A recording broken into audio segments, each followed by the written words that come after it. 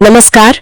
आज हम केदारनाथ क्षेत्र में जो हाल ही में एक बहुत ही दुखद हेलीकॉप्टर दुर्घटना हुई है उस पर थोड़ी गहराई से बात कर रहे हैं। जी। हमारे पास इस घटना से जुड़ी कई खबरें हैं, कुछ शुरुआती जांच की बातें भी सामने आई हैं। हाँ बिल्कुल। तो हमारा मकसद यही है कि इन स्रोतों से जो जरूरी जानकारी है उसे निकालें और समझें कि असल में हुआ क्या और इसके क्या मायने हो सकते हैं। सही बात है। चलिए देखते हैं। ठीक है, तो शुरू करते हैं।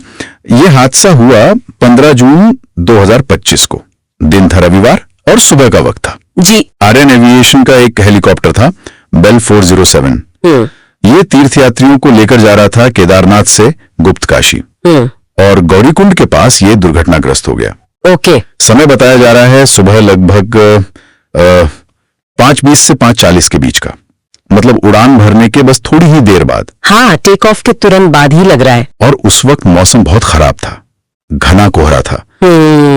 ये एक अहम फैक्टर लग रहा है। और दुखद बात यह है कि इसमें पायलट, 5 तीर्थयात्री और एक बहुत छोटा बच्चा करीब 23 महीने का, उन्होंने आर्यन एविएशन के जो 4 धाम वाले ऑपरेशंस हैं उन पर रोक लगा दी है, जांच पूरी होने तक। अच्छा, ये जरूरी भी था शायद। हाँ, और अब इसकी पूरी जांच जो है वो AIB यानी एयर एक्सीडेंट इन्वेस्टिगेशन ब्यूरो, जी, जो टेक्निकल जांच करते हैं हादसों की। बिल्कुल, और DGCA यानी directorate general of civil aviation, हाँ, जो सेफ्टी रूल्स वगैरह देखते हैं, ये दोनों मिलकर इस पूरी घटना की तह तक जाने की कोशिश कर रहे हैं। लेकिन इस घटना को सिर्फ अकेले देखना शायद सही नहीं होगा।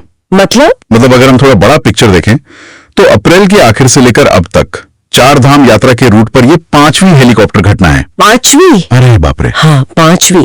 ये नंबर अपने आप में बहुत चिंताजनक है। ये दिखाता है कि ये कोई एक अकेली घटना नहीं है, बल्कि एक पैटर्न सा बनता दिख रहा है। ये तो वाकई बहुत गंभीर बात है। मामला इतना गंभीर है कि जो लोकल पुलिस है उन्होंने भी खराब मौसम में उड़ान भरने के लिए ऑपरेटर और जो भी संबंधित अधिकारी हैं उनके खिलाफ केस दर्ज किया है, गैर इरादतन हत्या का। अच्छा, क्रिमिनल नेग्लिजेंस का मामला। जी, कि ऐसी लापरवाही जिससे अनजाने में किसी की मौत हो जाए। 5 घटनाएं, तो इसका मतलब है कि ये कोई एक पायलट की गलती या एक तकनीकी खराबी का मामला नहीं लग रहा, शायद कोई सिस्टम में ही दिक्कत है। हो सकता है, यही जांच का विषय है। जाहिर है इस हादसे के बाद सुरक्षा को लेकर चिंताएं बहुत बढ़ गई हैं। बिल्कुल। और अब मांग उठ रही है कि पायलटों और ऑपरेटरों के लिए मौसम को लेकर और भी ज्यादा सख्त नियम बनाए जाएं। ये तो होना ही चाहिए। बल्कि कुछ लोग तो स्थानीय स्तर पर पर्यावरण और सुरक्षा की चिंताओं को देखते हुए कह रहे हैं कि ये हवाई सेवाएं पूरी तरह बंद ही कर देनी चाहिए, कम से कम कुछ समय के लिए। हाँ, ये मांग भी उठ रही है। देखिए, ये दुर्घटना सिर्फ एक तकनीकी जांच का मामला नहीं रह गया है। इसमें हिमालय जैसे जो नाजुक इकोसिस्टम वाले इलाके हैं वहां पर हेलीकॉप्टर ऑपरेशन की पूरी सुरक्षा व्यवस्था पर और वो कितने सस्टेनेबल हैं, इस पर बुनियादी सवाल खड़े कर दिए हैं। सही बात है। क्या मौजूदा नियम काफी हैं? क्या उनका पालन ठीक से हो रहा है? कहीं ऐसा तो नहीं कि कमाई का दबाव सुरक्षा से ज्यादा भारी पड़ रहा है? ये सब सवाल अब जांच में जरूर देखे जाएंगे। तो अब आगे क्या उम्मीद करें? देखिए, जैसा हमने कहा, AIB और DGCA की जांच तो चल ही रही है। जी। इसमें पायलट का फैसला, मौसम का आकलन, हेलीकॉप्टर का मेंटेनेंस कैसा था, क्या सेफ्टी प्रोसीजर फॉलो हुए थे, इन सब पर बहुत बारीकी से ध्यान दिया जाएगा।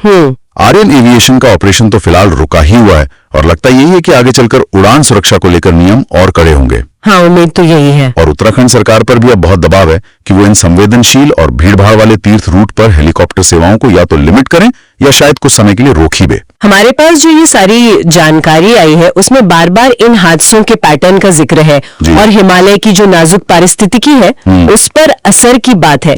ये सोचने पर मजबूर करता है कि एक तरफ तो लाखों लोगों की आस्था है, तीर्थ यात्रा की सुविधा है जो उनके लिए जरूरी है। हाँ बिल्कुल। और दूसरी तरफ ये इतने मुश्किल और पर्यावरण के लिहाज से इतने सेंसिटिव इलाके हैं जहां सुरक्षा और प्रकृति का ध्यान रखना भी उतना ही जरूरी है। सही कहा आपने। तो इन दोनों के बीच, मतलब सुविधा और सुरक्षा और पर्यावरण संरक्षण, इनके बीच सही संतुलन कैसे बने? ये एक बहुत बड़ा सवाल है और इसका जवाब खोज